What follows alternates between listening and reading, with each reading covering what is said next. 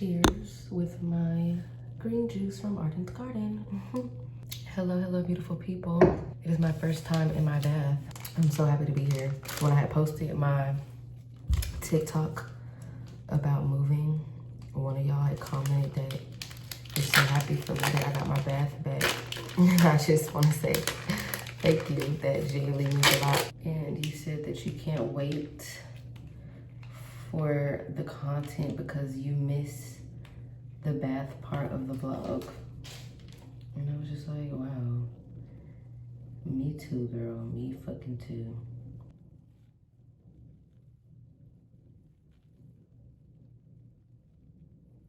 This is roll-on lavender. I wish I could smell the bathroom right now. Like, it smells too good. It's my first time using that Epsom salt, but I got it because of the magnesium. Because magnesium is just too good. This lavender is very light. So I started my period yesterday and I thought that it was the perfect time to have a spiritual bath and just like set some intentions and also talk to y'all, because I've been really wanting to talk about how centering pleasure has changed my life for the better. And honestly, this came about from a conversation with my cousin. I can't tell if it keep falling or not. In the midst of me trying to decide if I was going to take this loft in New York with roommates or just move into this current apartment by myself, I was talking to Mariah about it, and she basically was like, if I went the route of the loft apartment, it would be instant gratification. Like, why not take this and give myself, you know, 6 months to a year, 6 months specifically, because I am getting an amazing deal on my rent, bitch. My rent right now is 50% off for 6 months. Then we got the Flex app, bitch. Like, you couldn't beat this. But when she said it, it still didn't sit right with me, because I was like, it's not an instant gratification thing. It's just simply following my pleasure.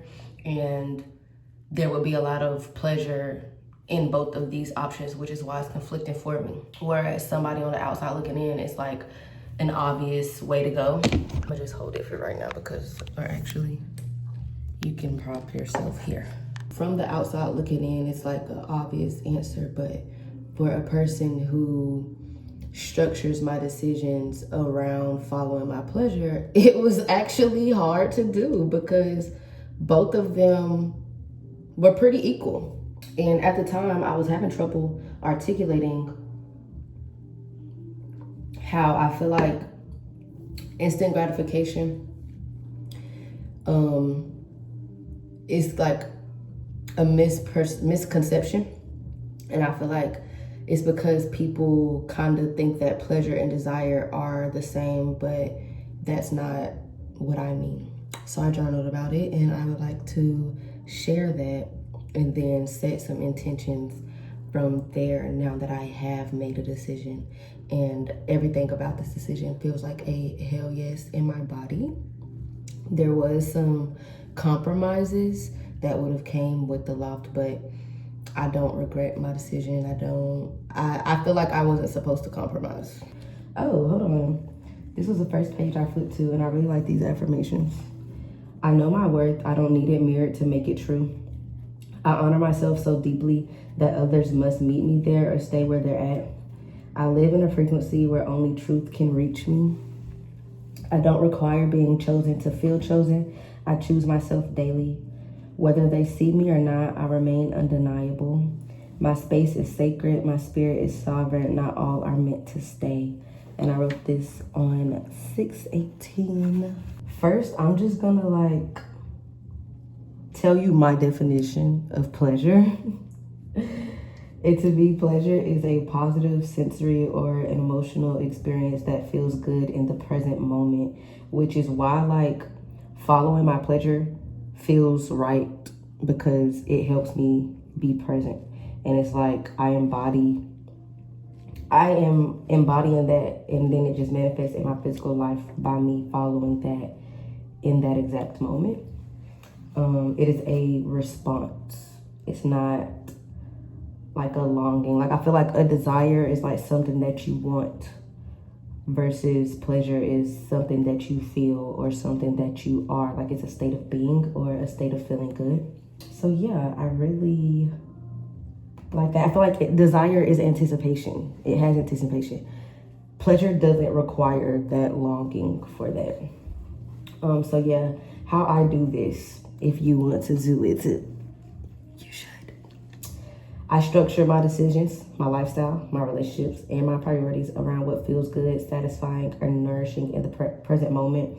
And okay, the shadow side to this is that, like, I'm not gonna lie, I don't like to sit in discomfort too long. Sometimes this being uncomfortable is how you're supposed to feel, you know, to get to the next part of, but I can still respond to my discomfort, like with pleasure, respond to the pleasure in that. So like me, I find pleasure in just moving with certainty through my discomfort of knowing that like wherever I'm going, God is gonna meet me there. So how some people believe like, oh, God's gonna get me through.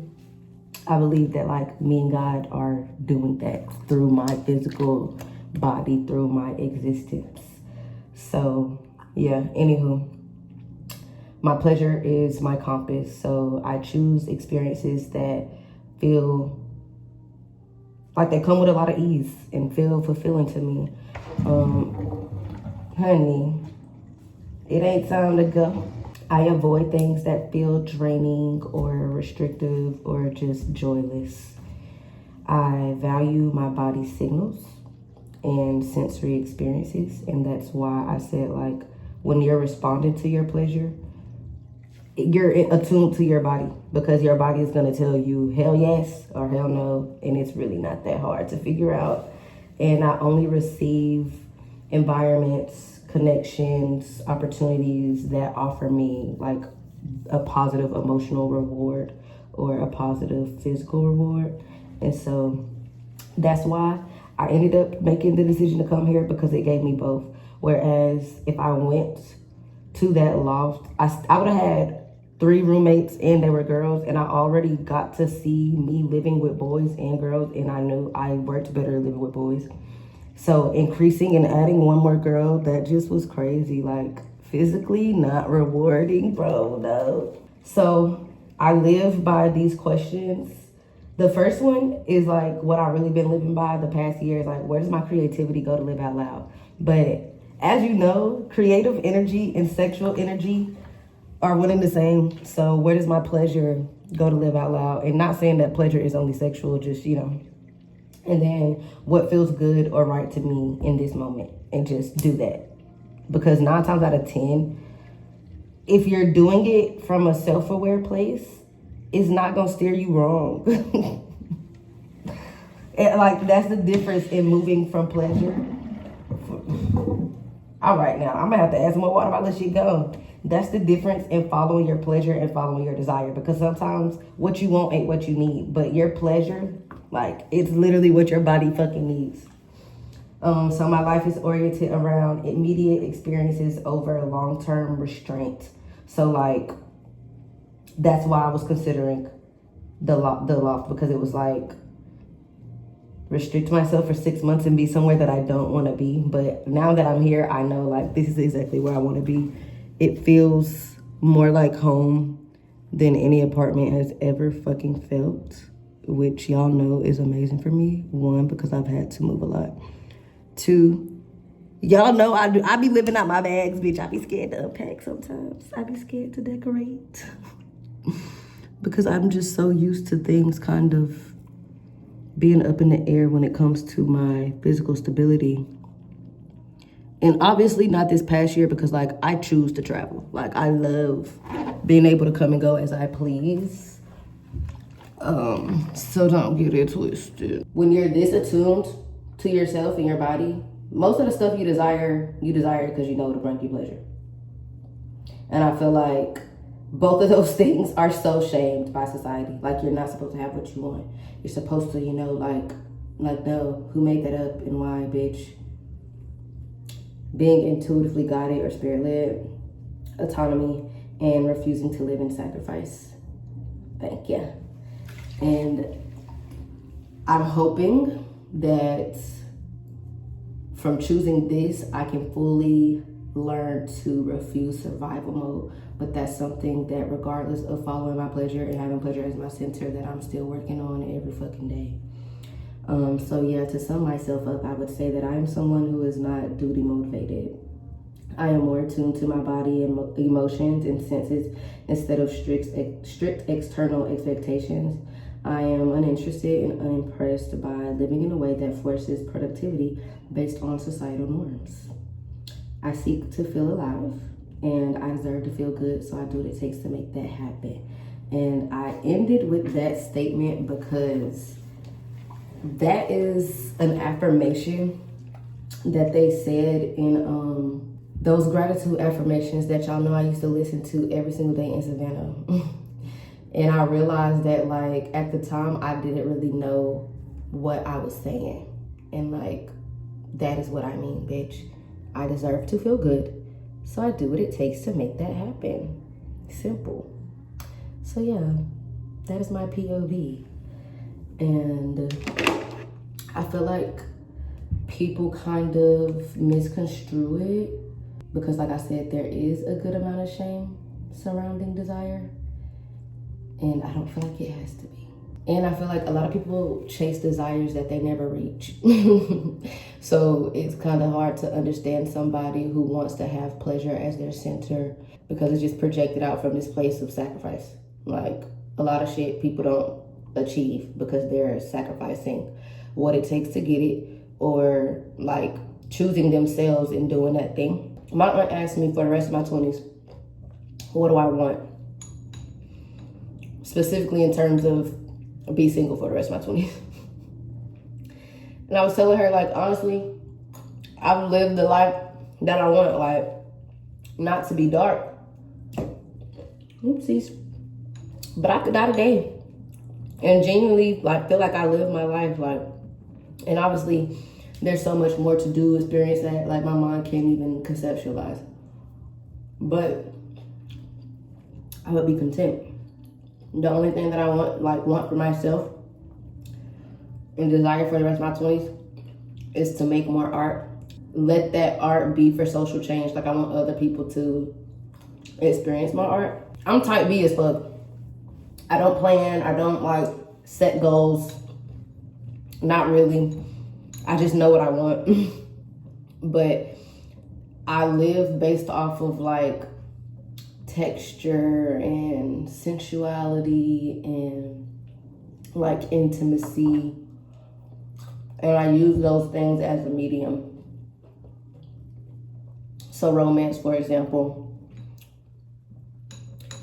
I think it's a medium. I really do. And I'm just thankful that, like, now a breakup isn't the end of the world. Because once upon a time, when I was 16 and thinking I was gonna go to hell for being gay, when me and my bitch broke up, I was like, bitch, no way, I just disrespected God and you leaving me. Might as well, you know? But I genuinely feel like romance is full of pleasure. And that's why I love love. But you can have romance outside of relationships. Like, this bath that I'm having with myself is very romantic, bitch. I got candles, flowers,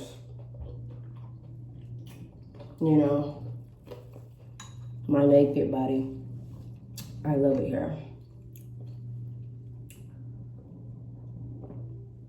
But yeah, I chose that bubbles because I like that it said nourish and protect. And I feel like right now that's what my heart needs a lot. I feel like 2025 for me was a lot of betrayal. And I know because that's like the one thing that I don't know how to process and move on from. Like, I see betrayal and forgiveness as like emotions, if that makes sense, when they are actions. And so because of that, sometimes it keeps me a little stuck. And so I think this year I just had to go through a lot of it to learn how to really move through it while I feel it. It's hard to keep her light as a feather. But I know that it's working because I have this song that I wrote. Really, it's a poem, but it's gonna be a song called What Will I Do? And when I recorded it first, it was with Glitz. Oh my God, somebody asked me, do I have updates on the band? So Key asked to see me, we hung out, and it was like, honestly, our most personal experience that we've had. Me and her have always clicked off rip, but a lot of our connection was based around, you know, the band and creating music together. At this time, we just hung out, and like she opened up completely and apologized. And she was just saying how like she thought that I hated her because she quit, but she wants to like really explain. Cause like for me, I'm gonna do this shit right now, like.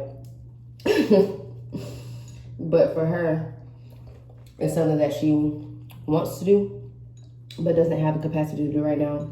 And she felt like she didn't want to hold me back. And I was like, I don't need you to move at my pace. And honestly, a lot of my collaborations, I feel like that's a disconnect. Like, bitch, my human design is a generator. Like, I can go, go, go. That's not everybody, and I know that. At times, I get frustrated by that. But I'm learning to, like, regulate and accept people for where they're at, especially if I know that it's, like, somebody that I truly want to work with. And so I told her, like, all I want with the band is somebody to just commit and say, hell yes. Just be in it, you know? And if I could trust you to do that, then we're good. And she was like, well, you see what I'm capable of. Like, I really want to. But she just had a baby. Like, her baby's like 4 or 5 months old. And she just needs a minute to get through her postpartum, you know? Find herself again. And that's what she said she needed a friend to do. And so we decided that we're just gonna be friends. And obviously, we talk about our music, you know, we work on stuff. When we just reconnected, we had a manager, or we were about to have a manager. And like, the manager was legit. She wanted us to do social media. She's gotten people signed with records and all that. And I felt like that was a lot of pressure on Key because she already don't really be on social media like that. But I was just like, we don't have to have social media. Like, Glitz can just, we're Glitz, but we can just be on our own account, you know? It don't have to be all that. We can be word of mouth. Like, we don't have to follow what we're supposed to do, you know, like based off of times now where social media is such a big thing. And I don't feel like that'll hinder us from being successful. Back to what I was saying. We recorded What Will I Do? And I needed Key's voice because I could not yell it at the time. Although I wrote this whole thing and like I felt it, I could not get it out. I could only like sing it softly. And so when we like split, or I must say took space, I wanted to record it again. And it has taken me the whole year to be able to project my voice. I have practiced and practiced and practiced. And I feel like because I can do it now, that means I can like, I've processed it, you know, in my body to where my throat chakra can release because it's no longer just in my heart. My tub has like little arm rest, little back rest or whatever. Yeah. She was made for me. I need my toes done. I haven't used this yet, but I got it from TJ Maxx. It's a little sugar scrub. I really got it for the decoration because like I love the cursive. Let's try it, give an honest review. So she is very like dry soft, but she gets softer in your hands.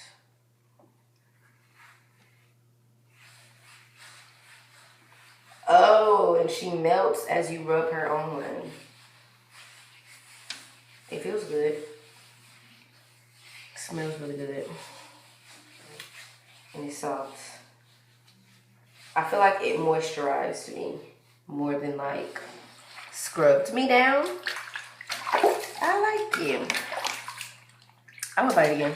But I hope that you enjoyed this bath with me, this chat with me, and I genuinely hope that you decide to make pleasure your center if that resonates. And if not, I'm very curious to know what is your center. You know, like some people center balance. I center pleasure. And I think that if I had to associate pleasure with a part of my body, it would be two: my heart and my womb. Lead with your pussy.